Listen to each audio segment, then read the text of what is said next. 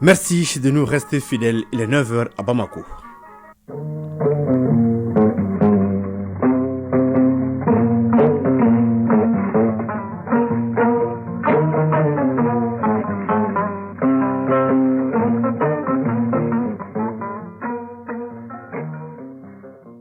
Le journal Mohamed Diarra.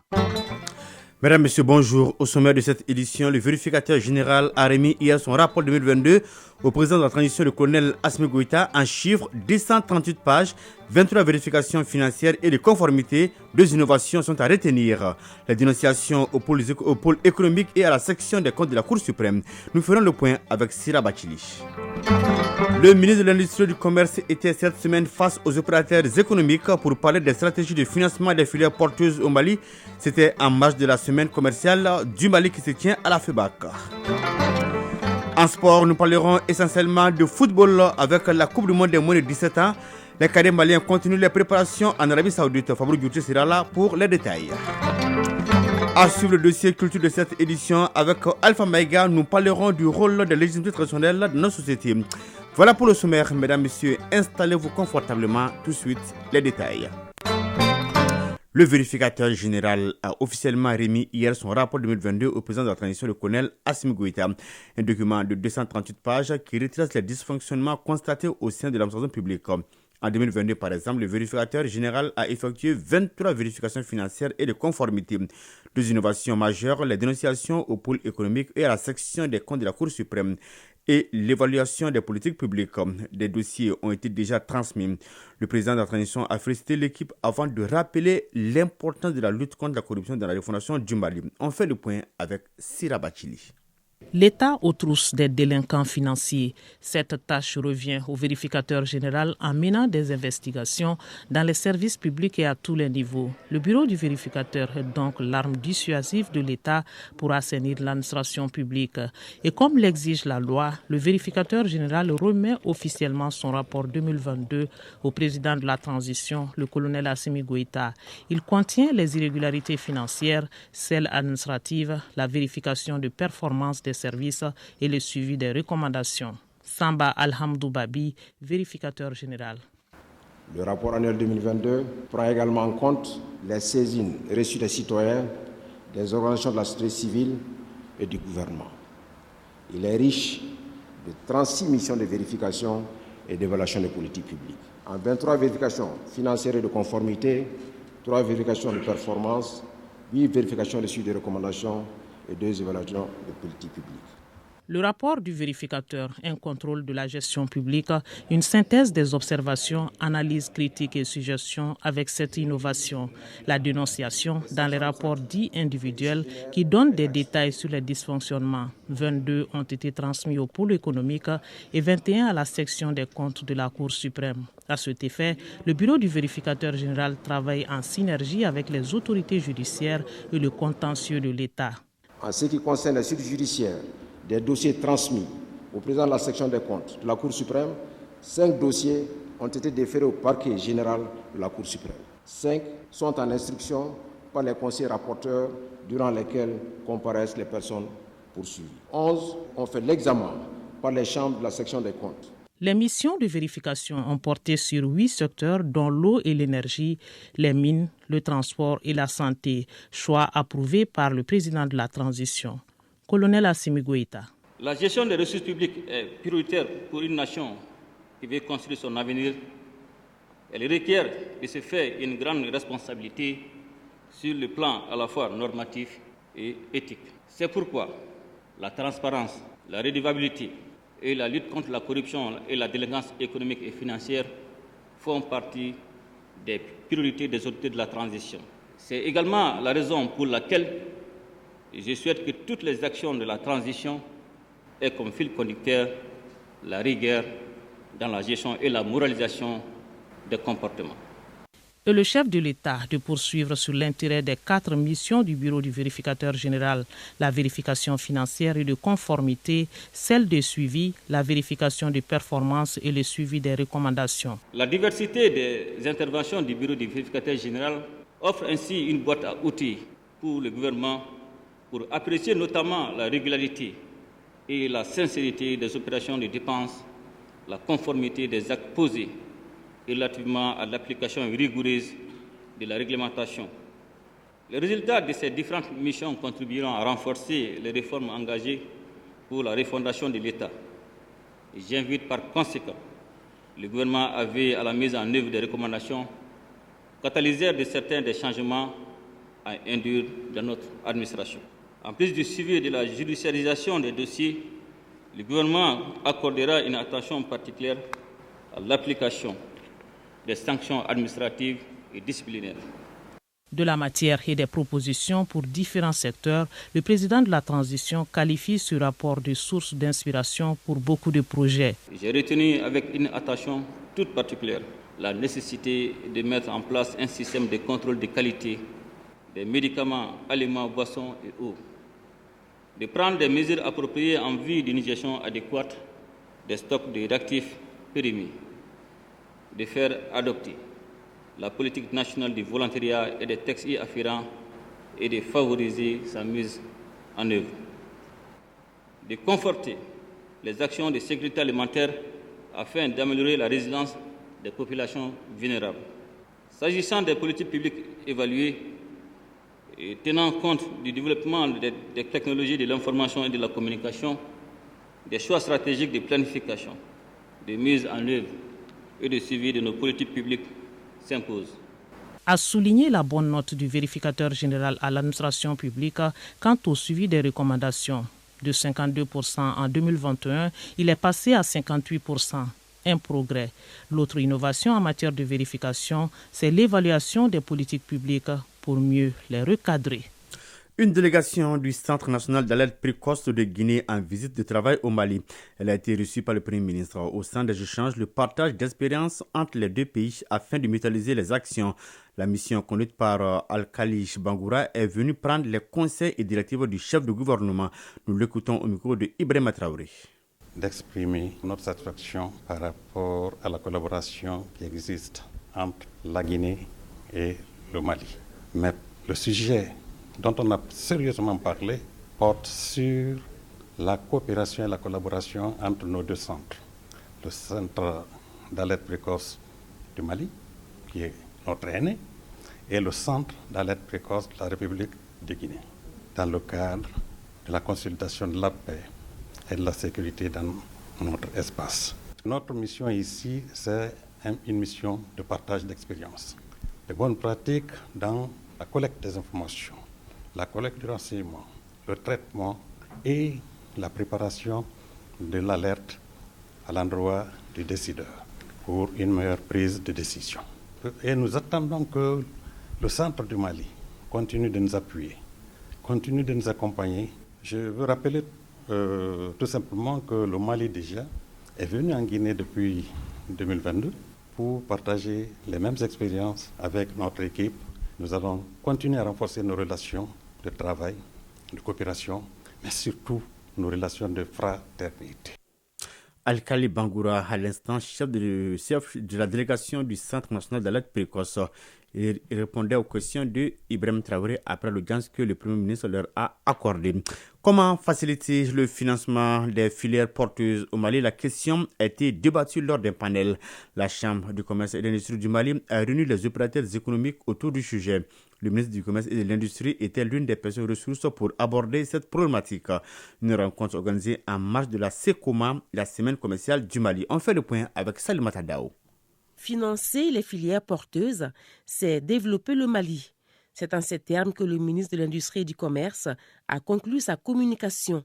Moussa Alassane Diallo prenait part à un panel sur la problématique. Ses copanélistes et les participants, tous ont apporté des contributions pour faciliter le financement des projets. Mais avant, il était nécessaire pour eux de situer les facteurs défavorisants des investissements des filières porteuses. Moussa Alassane Diallo, ministre de l'Industrie et du Commerce. La thématique de ce financement est double. La première est que les mécanismes de financement, les instruments financiers par lesquels les banques classiques aujourd'hui, les banques commerciales, ont mis en œuvre pour assurer le financement des filières, des entreprises, ne sont pas adaptés aux filières porteuses, ne sont pas adaptés aux PME du secteur informel. Parce que pour financer un dossier, l'analyse du risque bancaire est fondée sur des instruments financiers. on va vous demander un plan de trésorerie prévisionnel, on va vous demander un compte d'exploitation, on va vous demander un schéma de financement. Quand une entreprise est dans l'informel ou quand il s'agit des filières porteuses, ces instruments financiers n'existent pas.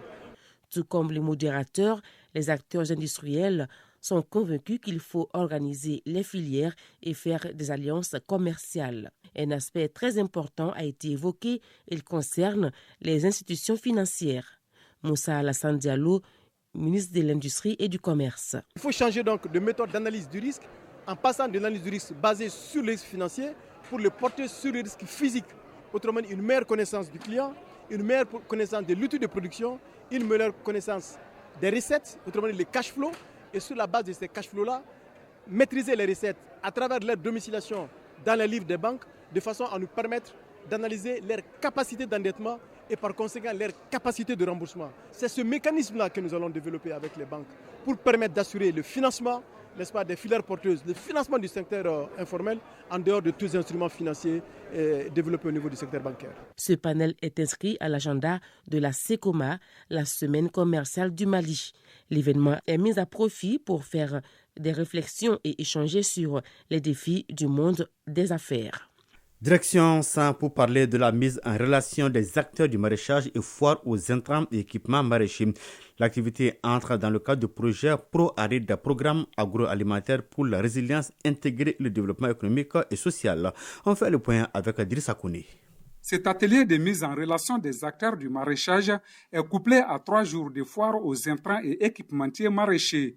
Ces activités sont organisées par le projet ProAride, programme agroalimentaire pour la résilience intégrée et le développement économique et social. Le projet intervient au Mali dans la région de Badjangara et dans 17 communes de la région de San. Koni Daou, chef du projet ProAride Caire Mali. Améliorer la connaissance et aller au-delà de cette connaissance, créer des partenariats d'affaires. Non seulement le producteur aura besoin des semences, des engrais, aura besoin des équipements, le fait de les mettre ensemble ici permettra de créer cette synergie d'action. Youssouf Tera, vice-président de la plateforme multi-acteurs de sang. Il y a des panels qui sont organisés pour favoriser la relation, pour expliquer davantage qu'est-ce que nous devons faire ensemble parce que nous sommes partenaires naturellement. ProAride est un projet sous-régional Mali-Burkina-Niger. Pour une durée de 10 ans, il est financé à plus de 69 milliards de francs CFA par la coopération danoise et le Royaume des Pays-Bas. Il est mis en œuvre par un consortium d'ONG et de structures de recherche, à savoir CARE, SNV, WAR et KIT. Seydou Bakayoko, conseiller au gouvernorat de San.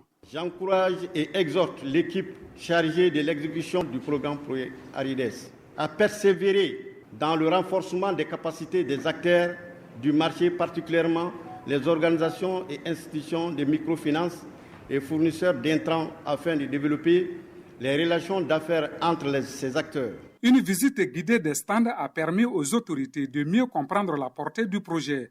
ProAride compte toucher 990 907 personnes au Mali en 10 ans. Sans Drissa Kone et Seydou Kamena pour le RTM.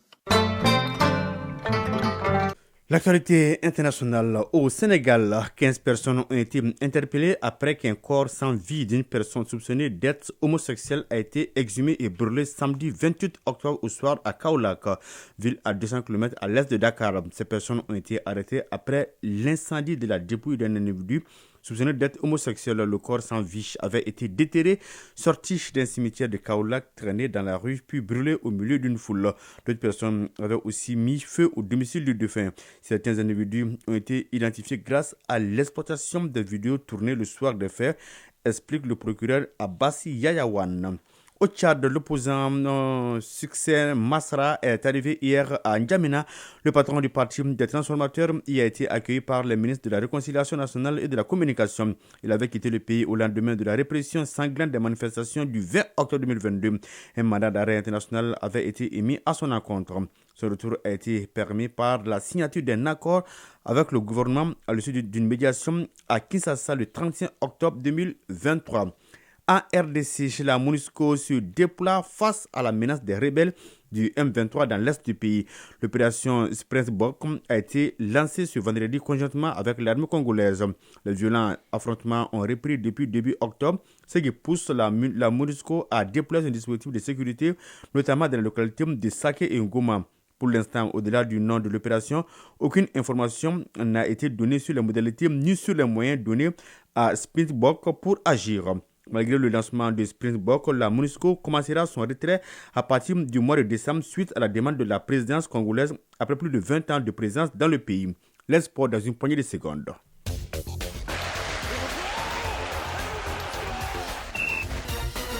Et oui, fidèle au poste, Famou Djourté, bonjour. Bonjour Mohamed Diarra. On parle essentiellement football. L'équipe nationale U17 continue sa préparation en Arabie Saoudite en vue du Mondial 2023 en Indonésie. Elle a reçu la visite de l'ambassadeur du Mali en Arabie Saoudite. Oui, Aboubakar Goro Diallo était venu exprimer aux jeunes le soutien de toute la nation malienne. Je vous propose d'écouter un extrait de son intervention au micro de nos confrères du bureau de presse de la Fédération malienne de football.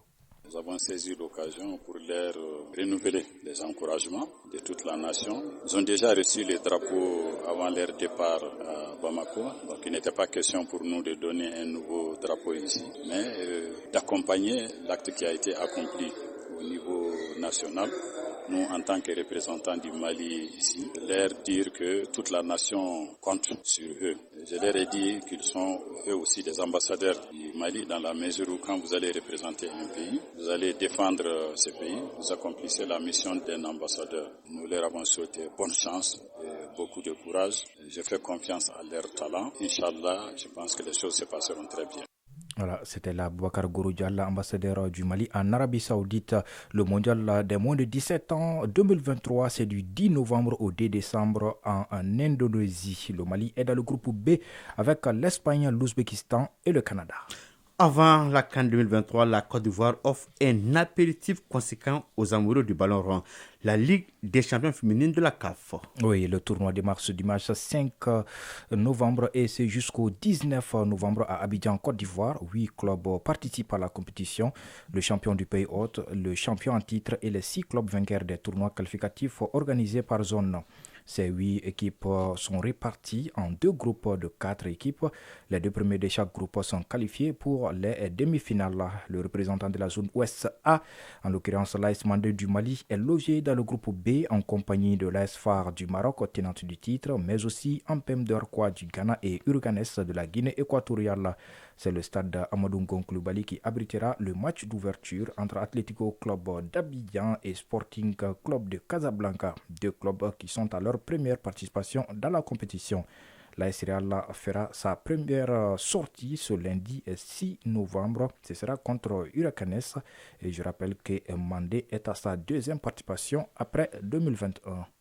Le Wydad de Casablanca et le Mamelodi Sundowns de Pretoria disputeront la première finale de l'histoire de la nouvelle compétition de la CAF, la Ligue africaine de football. La première manche ce dimanche 5 novembre au Maroc. Oui, le Wydad de Casablanca et Mamelodi Sundowns croiseront le fer pour la suprématie continentale. Ce duel s'annonce aussi passionnant que difficile à pronostiquer. En demi-finale, le Wydad s'en est sorti de justesse devant l'Espérance de Tunis. 1 but partout, score cumulé et 5 tirs au but à 4. De son côté, Mamelodi a validé son billet en allant chercher le nul en Égypte sur le terrain d'Al-Ali lors de la manche retour 0-0. La victoire de l'Ali 1-0 aura donc été suffisante. Place maintenant à la finale en 2 manches entre 2 équipes qui se connaissent très bien. Le WAC et Mamelodi se sont affrontés pas moins de 12 fois depuis 2017. Sur ces confrontations, le WAC a remporté 4 rencontres, les Sundowns 3 et 5 matchs nuls se sont soldés par un nul. Léger avantage donc pour les Marocains, mais le football est souvent imprévisible et tout reste à jouer. Le stade de Mohamed V, 45 000 places qui devraient être comblées pour l'occasion, promet d'être le théâtre d'une bataille épique entre ces 2 géants du football africain. Il reste donc à savoir si le WAC pourra une fois de plus l'emporter devant les Sundowns qui seront tout aussi motivés à écrire une nouvelle page de leur histoire. La manche aller, c'est ce dimanche à 18h temps universel. Ainsi, la Fédération royale marocaine de football annonce officiellement qu'elle accueillera 9 matchs pour les qualifications de la Coupe du Monde 2026. Oui, cette décision a été prise en application des accords de partenariat et de coopération que la Fédération royale marocaine de football entretient avec plusieurs associations de football sur le continent qui ne disposent pas de stade homologué par la CAF et la FIFA leur permettant de jouer sur leur terre, comme la Guinée et le Burkina Faso. L'Éthiopie et le Niger accueilleront ainsi 2 matchs au royaume chérifien ce mois-ci. Ce sera aussi le cas de Burkina Faso une fois en tant que pays hôte, l'autre en tant que visiteur, et de l'Ouganda 2 fois comme visiteur. Il est à noter que les Lions de l'Atlas n'apparaissent pas dans cette liste de matchs. La raison évoquée est le forfait de l'équipe de l'Érythrée. Les Red Camels, c'est ainsi qu'on les surnomme, ne seront pas présents sur le territoire marocain pour rencontrer le Maroc et le Congo ce mois-ci, suivi du Niger, de la Tanzanie et de la Zambie dans les journées à venir. Merci Famoulou Douté pour toutes ces informations. Tout de suite, c'est le dossier culture. Chronique culture et société. Et nous nous intéressons aux missions de légitimité traditionnelle. C'est un prélude à la journée que leur est dédiée le 11 novembre de chaque année. C'est une réalisation de Alpha Maïga. Au Mali, comme partout en Afrique, le chef traditionnel en général se présente comme une autorité, une personnalité. Personne choisie par les notables, la famille régnante ou la population locale. Il peut aussi être désigné par l'administration à la tête d'une unité territoriale de commandement appelée chefferie traditionnelle. Salia Malé, sociologue. C'est une question fondamentale pour notre société aujourd'hui. La question de la légitimité traditionnelle rime entre objectivité, tradition et charisme, qui ont un rôle assez important dans nos sociétés. Une des pratiques, c'est de faire en sorte que la communauté de village, que la communauté villageoise se sente bien. Et cela passe par des sacrifices. Moulay Koulibaly, directeur national du patrimoine culturel. Compte tenu du rôle et de la place de ces légitimités traditionnelles dans la vie de la communauté, dans la vie de la nation, que le président de la tradition, chef de l'État, son Excellence le colonel Assimi Goïta, a consacré le 11 novembre de chaque année, journée nationale de légitimité traditionnelle. Cette journée vise à valoriser les fonctions de légitimité traditionnelle. De nos jours, avec le nouveau contexte des constitutions au Mali et en Afrique, la plupart des contrées ont redonné aux chefs traditionnels une part incontournable dans la vie institutionnelle. Il s'agit de leur redonner leur lettre de noblesse à travers la construction d'une identité. Salia Malé, sociologue. Les légitimités traditionnelles ou les institutions traditionnelles sont les dépositaires et les détenteurs des pratiques et traditions culturelles, dont les manifestations permettent surtout de cristalliser l'importance du passé et du présent. Une véritable arme séculaire de prévention et de gestion des conflits inter- et intracommunautaires. Moulay Koulibaly, directeur national du patrimoine culturel. La tradition, c'est quelque chose qui est très forte et qui est pleine donc de croyances. Et la croyance exerce sur l'individu, sur la communauté, une autorité qui donne également à la légitimité son autorité. Une autorité qui se fonde sur la culture africaine, essentiellement basée sur la tradition orale. Aussi, ces chefs traditionnels incarnent des valeurs sociétales qui font d'eux des repères, toutes choses qui leur permettent d'imposer et d'instaurer une forme de culture propre à nos terroirs. Salia Malé, sociologue. De maintenir les identités culturelles, de raffermir les liens socio-culturels et de favoriser l'intégration des différentes communautés. Moulay Koulibaly, directeur national du patrimoine culturel. Les légitimités doivent s'assumer, essayer de comprendre le rôle de recherche de cohésion sociale, de vivre ensemble, de savoir écouter et de savoir prendre les bonnes décisions. Dans les cas de conflit entre le droit moderne et le droit traditionnel ou coutumier, il se pose le problème de la cohabitation des deux légitimités. La résolution de tels conflits ne saurait exclure ces légitimités non reconnues par la justice. Et c'est bien cette justice moderne qui s'appuie généralement sur ces légitimités traditionnelles dont certains émargent même dans les cours d'assises et certains tribunaux en tant qu'assesseurs. C'est ce qui met fin à cette édition à 9h passées de 24 minutes. Une édition présentée par Mohamed Gara avec le concours d'Alima Ouattara à la mise en onde. Coordination éditoriale Ousmane Dao. La mise en ligne est assurée par Cheikh Abdelaziz Koulibaly. Retrouvez cette édition sur www.ortem.ml et nos différentes plateformes digitales. D'ici là, passez d'excellents moments en compagnie des programmes de Radio Mali. Au revoir.